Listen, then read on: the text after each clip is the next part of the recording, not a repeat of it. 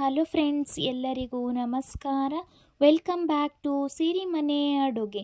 ಬನ್ನಿ, ಇವತ್ತು ಒಂದು ಆರೋಗ್ಯಕರವಾದಂತಹ ರೆಸಿಪಿನ ಸಿಂಪಲ್ಲಾಗಿ ಮಾಡ್ಕೊಳ್ಳೋದು ಹೇಗೆ ಅಂತ ನೋಡ್ಕೊಂಬರೋಣ. ನೀವು ಯಾವತ್ತಾದರೂ ಕಾಯಿ ಚಟ್ನಿ ಜೊತೆ ಮರಗೆಣಸನ್ನ ತಿಂದಿದ್ದೀರಾ? ತಿಂದಿಲ್ಲ ಅಂದರೆ ಒಂದು ಸತಿ ಟ್ರೈ ಮಾಡಿ ನೋಡಿ, ಮತ್ತೆ ಪದೇ ಪದೇ ನೀವೇ ಮಾಡ್ಕೊಂಡು ತಿಂತೀರಾ. ಅಷ್ಟು ಟೇಸ್ಟಿಯಾಗಿರುತ್ತೆ ಮತ್ತು ಆರೋಗ್ಯಕರವಾದಂತಹ ರೆಸಿಪಿ ಅಂತಲೇ ಹೇಳ್ಬೋದು. ಇದರಲ್ಲಿ ತುಂಬ ಆರೋಗ್ಯಕರವಾದಂತಹ ಅಂಶಗಳನ್ನ ಈ ಮರಗೆಣಸಲ್ಲಿ ನಾವು ನೋಡ್ಬೋದು. ಇದರಲ್ಲಿ ಮಂಡಿ ನೋವಿಗೆ ಸಹ ಈ ಗೆಣಸನ್ನು ನಾವು ನಿಯಮಿತವಾಗಿ ಬಳಸೋದ್ರಿಂದ ಮಂಡಿ ನೋವನ್ನ ಸಹ ಕಡಿಮೆ ಮಾಡ್ಕೊಳ್ಬೋದು. ಏರ್ ಫಾಲ್ನ ಸಹ ನಾವಿಲ್ಲಿ ಕಡಿಮೆ ಮಾಡ್ಕೊಳ್ಬೋದು. ಮತ್ತು ಬೊಜ್ಜು ಇರೋರು, ಹೊಟ್ಟೆಯ ಭಾಗದಲ್ಲಿ ಬೊಜ್ಜು ಇರೋರು ಸಹ ಇದನ್ನು ನಿಯಮಿತವಾಗಿ ಬಳಸೋದ್ರಿಂದ ಹೊಟ್ಟೆಯ ಬೊಜ್ಜನ್ನು ಸಹ ಕಡಿಮೆ ಮಾಡ್ಕೊಳ್ಬೋದು. ನಾನಿಲ್ಲಿ ಒಂದು ಅರ್ಧ kg ಆಗುವಷ್ಟು ಮರಗೆಣಸನ್ನ ತಗೊಂಡು ಆ ಮೇಲ್ಗಡೆ ಇರೋವಂಥ ಸಿಪ್ಪೆನೆಲ್ಲ ಬಿಡಿಸಿ ಈ ಥರ ದೊಡ್ಡದಾಗಿ ಕಟ್ ಮಾಡಿ ಇಟ್ಕೊಂಡಿದ್ದೀನಿ. ನೀವು ನಿಮಗೆ ಯಾವ ಸೈಜಿಗೆ ಬೇಕು ಆ ಸೈಜ್ಗೆ ಕಟ್ ಮಾಡಿ ಇಟ್ಕೊಳ್ಬೋದು.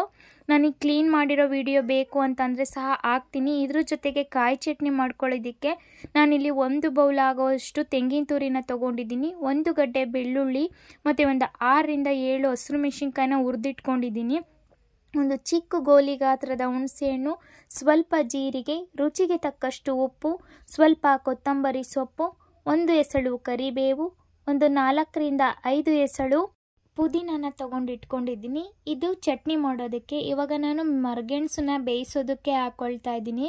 ನಾನೊಂದು ಕುಕ್ಕರ್ನ ತೊಗೊಂಡು ಅದಕ್ಕೆ ನಾನು ಕಟ್ ಮಾಡಿ ಇಟ್ಕೊಂಡಿರೋಂಥ ಮರಗೆಣಸನ್ನ ಹಾಕ್ಕೊಂಡು ಮರಗೆಣಸು ಮುಳುಗೋದಕ್ಕೆ ಎಷ್ಟು ನೀರು ಬೇಕೋ ಅಷ್ಟು ನೀರನ್ನು ಸೇರಿಸ್ಕೊಳ್ತಾ ಇದ್ದೀನಿ. ನೀವು ಚಿಕ್ಕದಾಗಿ ಸಹ ಕಟ್ ಮಾಡ್ಕೊಳ್ಬೋದು. ನಾನಿಲ್ಲಿ ದೊಡ್ಡದಾಗೆ ಕಟ್ ಮಾಡಿಕೊಂಡು ರುಚಿಗೆ ತಕ್ಕಷ್ಟು ಉಪ್ಪನ್ನ ಸೇರಿಸ್ಕೊಂಡು ಕುಕ್ಕರ್ ಲಿಡ್ನ ಕ್ಲೋಸ್ ಮಾಡಿ ಒಂದು 2ರಿಂದ 3 ವಿಜಿಲ್ ಕೂಗಿಸ್ಕೊಳ್ಬೇಕಾಗುತ್ತೆ. ನಾನಿಲ್ಲಿ 2 ವಿಜಿಲ್ ಕೂಗಿಸ್ಕೊಂಡಿದ್ದೆ. ಗೆಣಸು ಇನ್ನೂ ಸ್ವಲ್ಪ ಬೇಯಬೇಕು ಅನ್ನೋ ಆಗಿತ್ತು, ಹಾಗಾಗಿ ಮುಚ್ಚಳ ತೆಗೆದು ಇನ್ನೊಂದು ಸ್ವಲ್ಪ ಹೊತ್ತು ಬೇಯಿಸ್ಕೊಂಡೆ. 3 ವಿಜಿಲ್ ಕೂಗಿಸ್ಕೊಂಡ್ರೆ ತುಂಬ ಚೆನ್ನಾಗಿ ಬೇಯುತ್ತೆ. ಇವಾಗ ಕಾಯಿ ಚಟ್ನಿ ಮಾಡೋದಕ್ಕೆ ನಾನಿಲ್ಲಿ ಒಂದು ಮಿಕ್ಸಿ ಜಾರ್ಗೆ ನಾನು ತೊಗೊಂಡಿರೋವಂಥ ತೆಂಗಿನ ತುರಿ, ಬೆಳ್ಳುಳ್ಳಿ, ಹುಣಸೆಹಣ್ಣು, ಪುದೀನ, ಕೊತ್ತಂಬರಿ ಸೊಪ್ಪು, ಕರಿಬೇವು ಮತ್ತು ಫ್ರೈ ಮಾಡಿ ಇಟ್ಕೊಂಡಿರೋವಂಥ ಹಸಿರು ಮೆಣಸಿನ್ಕಾಯಿನ ಸೇರಿಸ್ಕೊಂಡು ಸ್ವಲ್ಪ ಜೀರಿಗೆನ ಸೇರಿಸ್ಕೊಂಡು ಅದರ ಜೊತೆಗೆ ರುಚಿಗೆ ತಕ್ಕಷ್ಟು ಉಪ್ಪನ್ನ ಸೇರಿಸ್ಕೊಂಡು ರುಬ್ಬೋದಕ್ಕೆ ಎಷ್ಟು ನೀರು ಬೇಕೋ ಅಷ್ಟು ನೀರನ್ನು ಆ್ಯಡ್ ಮಾಡಿಕೊಂಡು ತುಂಬ ಚೆನ್ನಾಗಿ ನುಣ್ಣಗೆ ರುಬ್ಕೊಂಡು ಬರೋಣ. ನಿಮಗೆ ಚಟ್ನಿಗೆ ಒಗ್ಗರಣೆ ಬೇಕು ಅಂದರೆ ನೀವು ಒಗ್ಗರಣೆ ಸಹ ಮಾಡ್ಕೊಳ್ಬೋದು. ನಾನಿಲ್ಲಿ ಯಾವುದೇ ರೀತಿ ಒಗ್ಗರಣೆನ ಮಾಡ್ಕೊಂಡಿಲ್ಲ, ಹಾಗೆ ರುಬ್ಬಿದ್ದೀನಿ. ನೋಡಿ, ಈ ಥರ ನುಣ್ಣಗೆ ರುಬ್ಕೊಂಡು ಬಂದಿದ್ದೀನಿ. ನಾವು ಚಟ್ನಿಯೆಲ್ಲ ರುಬ್ಕೊಳ್ಳೋ ಅಷ್ಟರಲ್ಲಿ ಗೆಣಸು ಸಹ ಬೆಂದಿತ್ತು. ಬನ್ನಿ, ಇವಾಗ ಗೆಣಸು ಯಾವ ಥರ ಬೆಂದಿದೆ ಅಂತ ನೋಡೋಣ.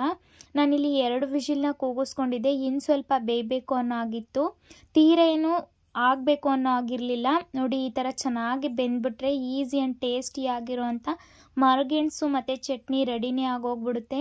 ಇದರಲ್ಲಿ ಹಲವಾರು ಹೆಲ್ತ್ ಬೆನಿಫಿಟ್ಸ್ ಇರೋದ್ರಿಂದ ನೀವು ಇದನ್ನು ನಿಯಮಿತವಾಗಿ ಬಳಸಿ ನೋಡಿ. ಈಸಿ ಆ್ಯಂಡ್ ಟೇಸ್ಟಿಯಾಗಿರೋವಂಥ ಮರಗೆಣಸು ಮತ್ತು ಚಟ್ನಿ ರೆಡಿ ಆಯಿತು. ನಿಮಗೆ ಈ ರೆಸಿಪಿ ಇಷ್ಟ ಆದರೆ ಒಂದು ಲೈಕ್ ಮಾಡಿ, ನಿಮ್ಮ ಫ್ರೆಂಡ್ಸ್ ಆ್ಯಂಡ್ ಫ್ಯಾಮಿಲಿಗೆ ಶೇರ್ ಮಾಡಿ.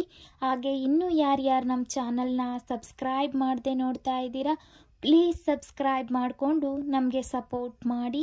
ನೆಕ್ಸ್ಟ್ ವಿಡಿಯೋದಲ್ಲಿ ಸಿಗ್ತೀನಿ ಫ್ರೆಂಡ್ಸ್. ಅಲ್ಲಿವರೆಗೂ take care, bye. Thank you for watching.